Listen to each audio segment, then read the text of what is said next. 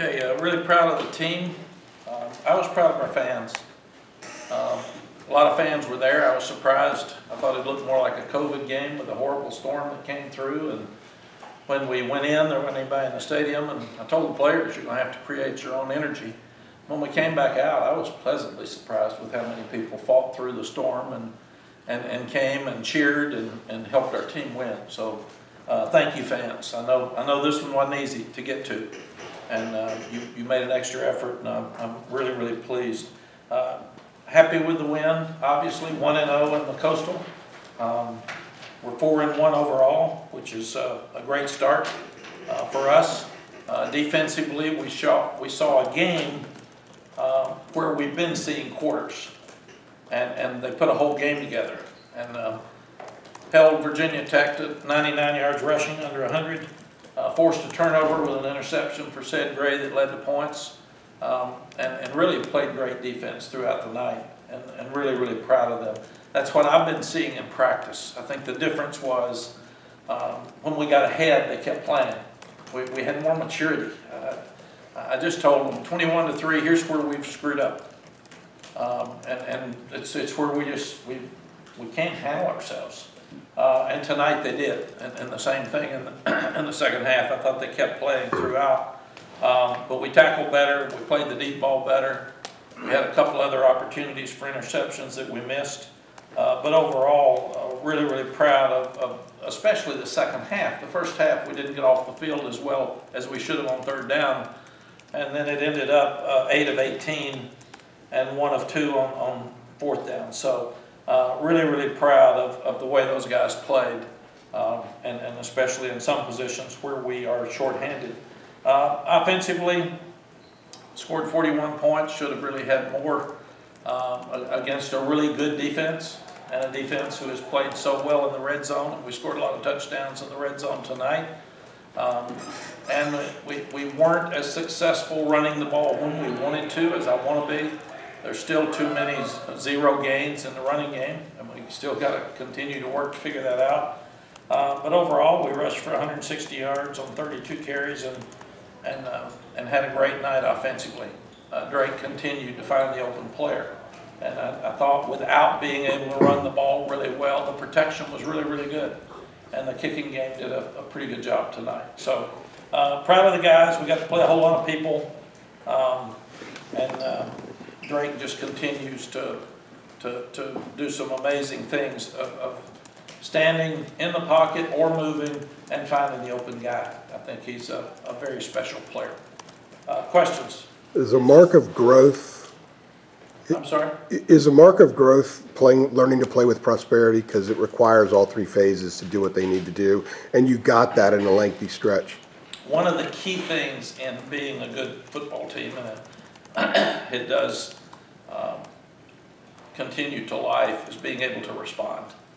How do you respond when things are really good? Can you keep your focus and keep working? How do you respond when things are really bad? Can you pick it up and go right back to work like the kids did at Notre Dame after the fumble when things were really bad in the second half? So we've had to take pieces of games and try to teach them, and these have all been teachable moments, because a lot of our best players are first and second year guys. And in some cases, we're playing against COVID guys that have the extra COVID year that are 23, 24, 25 years old. And we just have to continue to do it. So at App State, a teachable moment, Sid gets the interception that should have finished the game, and he runs over and starts cheering with the crowd. Tonight, he saw me as he was running off the field, and he said, I got it. I got it. I'm headed to the bench to get them all together. And I said, thank you. We don't need to be cheering until in the locker room after the game. And then, oh my gosh, Deuce Caldwell makes his first play of his life, and he did a dance or whatever that was he was doing. And 3 kids got him before he could even get to me, so I could chew him out. And they said, Coach, we say, act like you've been there before. He has not. This is the first time he's ever been out there, so we got him. Don't worry about it. It will not happen again. So we're growing up, we're maturing, and as you look at scores across the country, it doesn't mean it'll carry over to next weekend. I mean, it's just crazy what's happening out there. Every week is different, but we are learning what to do to win games. Did you talk to Dre about no more hurdling? Yes, when I could see that it wasn't his head, thank goodness, and it wasn't his neck. It was his, they knocked the breath out of him. And he said, Coach, I was trying to score. So that's just great. We're going to have to live with some of that. But I did think he slid better. He got out of bounds a little bit better. But that one we didn't need to do.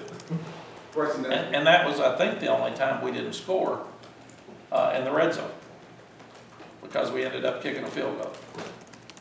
Sorry about that, Coach. That's okay. Bryson Nesbitt, it seemed like he was everywhere tonight. Even when he wasn't making catches, he was part of the play. You talk about his performance. What has he been working on that's led to his great performance tonight? Yeah, we forget Bryson didn't play much last year. He caught some balls but didn't play a lot. So he gets better every week. And he's so fast, and he's 6'5", 230 or something, and he can find seams. You know, his dad was an NFL player. His mom was a college athlete. So he gets it. He gets the concepts of football, and he gets the difference in the mans and the zones, and he's unbelievable at finding the seam. And he and Drake have a special combination. So I thought that was really a key part of tonight's offense. Mack, what do you feel like was the key defensively, only giving up 2 plays, one run of over 10 and one pass of over 15, just keeping those plays in check? CL, I thought the biggest thing was just the we played where 9 people were playing together and somebody messed it up. And we'd sit there and say, this is so close, but we just messed it up. And it might be part of the call, or it might be too wide. You can stay in though, you don't have to leave. I can brag on you. Just come on. All right, keep going over to this side. But that was the biggest thing, I think. That's what frustrated us so much. And the kids, and that's why Coach Chiswick has done an unbelievable job on Sunday with Accountable Sunday, taking these plays and saying, guys, 9 guys did it perfectly. And here's a guy that didn't fit. The safety was too wide, and it squirts for a 20-yard run, or the corner left his guy, or and the kids have been listening. Instead of getting frustrated, they have really been listening to the coaches, and they wanted so badly to get it fixed.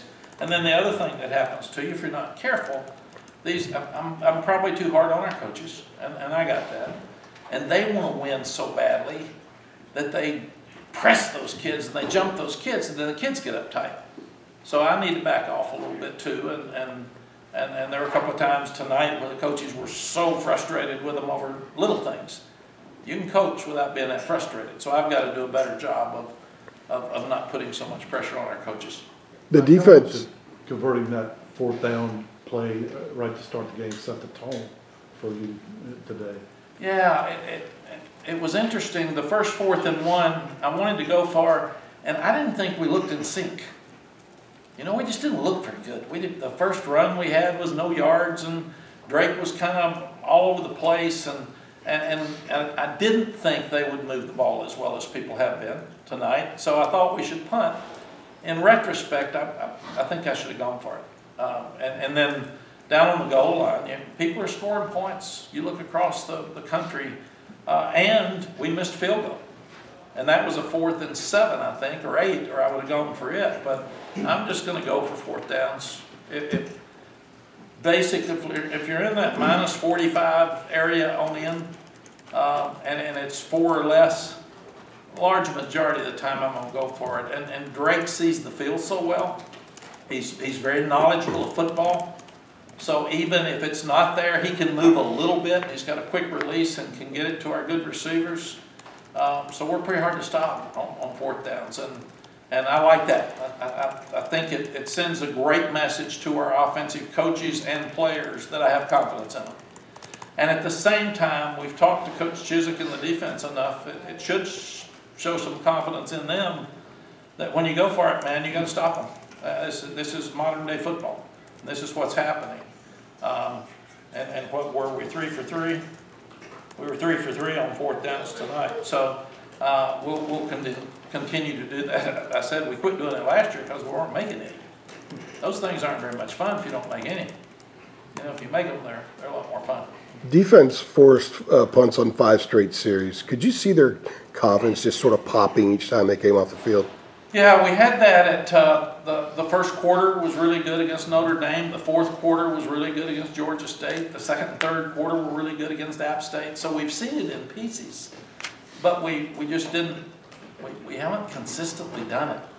And tonight, I thought they walked onto the field thinking 3 and out, and they have not had that confidence, and that should really help them moving forward. To follow up on that, what do you think they did really well in this game that maybe took from practice that y'all pointed out they really needed to get better at? What did you see to really improve on? Tackling, getting in the right gaps. We had a couple, they squirted a few through the A gap, and Don Chapman at safety came up and missed a tackle on one of them that led to a 5-yard gain that should have been a 2 or 3. But I think that more than anything else, they're learning that if you'll get where you're supposed to get and not try to make somebody else's play, we're okay. If everybody just does their job. And they because of that tonight, or this afternoon, they weren't so hard on each other. Mm. They were really proud of each other, and I saw more patting on the back and picking up than frustrated and getting after them because you didn't do your job. And we've still got some things that we can fix. But I was really, really proud of the way they played in just doing their job.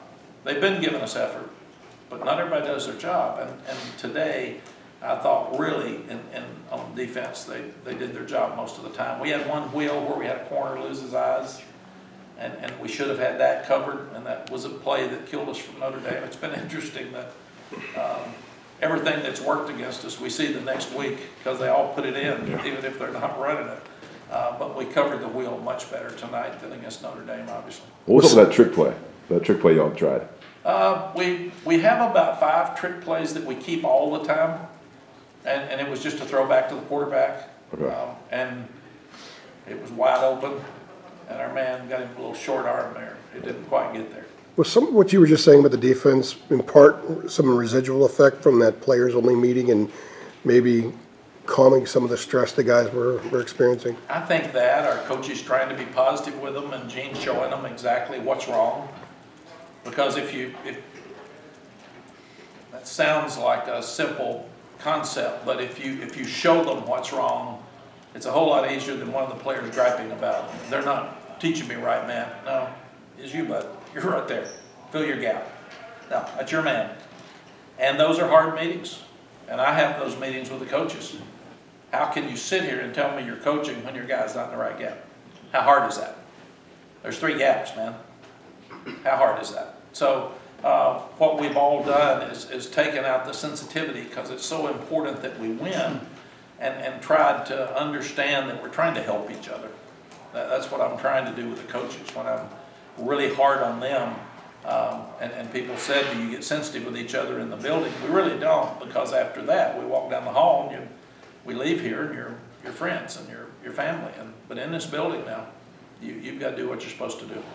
Like you were talking about giving Cedric the look when he had an interception. I mean, were you giving him the evil eye there? Is that why he was saying I got it? Like, yes. Yeah. Yes, he knew exactly. I was so mad at App State. And then we kick a field goal. We don't score touchdowns. Then Drake comes out and fumbles. I mean, we took a blowout and turned it into the worst quarter in the history of defense. And all we had to do was just do our job. So it's just, I just can't stand immaturity. I mean, it's just, and I can't stand guys not showing class. And don't run over and be a cheerleader. That's not your job. Do your job. Your job is to intercept the ball, and he's got really good hands. He was a receiver, a slot receiver in high school. And so come over here and it's not about you. It's not about cheering in the section. They're supposed to cheer. You're supposed to get the defense together, hope the offense scores a touchdown, and then get ready to go do it again. And that's where we've got to mature. The play looked like the App State play. I don't know if that was giving you deja vu. It really did. I thought, and I watched him, and he looked at me before he went. I said, do not go back to that crowd. And he said, I got you. I'm going to the bench, coach. I'm going to pick him up. So, but that's teachable moments. And he is a great kid. And he said after the game tonight, I kept saying, the score is nothing. Don't start acting like this is cool, man. We're okay. We're never okay in a college football game anymore. And he basically did that. And they were those 3 and outs in a row, and they kept playing, and they didn't care what the score was. And after the game in the locker room, he came over and I said, "Good for you, man. I like what I saw." And he said, "I'm going to keep leading now. I got this thing." So that really helps us. Drake's ability to run, the hurdle aside, really paid off. I think there were a couple third downs that he picked up with his legs that they're trying to drop a lot of guys to deal with the receivers. It feels like that is becoming an increasingly important part of the offense. Yeah, the quarterback runs are hard. They had some on us in the first half. And we're not going to just spend time running Drake, because we don't need him to get hit. There's going to be enough scrambles. But if you think about it, you got these really good receivers, you got these really good running backs, everybody's spread out all over the field, and people are covering them man to man. There's nobody for the quarterback. And then if you have to spy with him, you're taking away a pass rusher or a dropper. And he is, I'm continually impressed with Drake's football IQ. He has a great grasp of when to leave the pocket, how many he has to get, getting that now and getting down.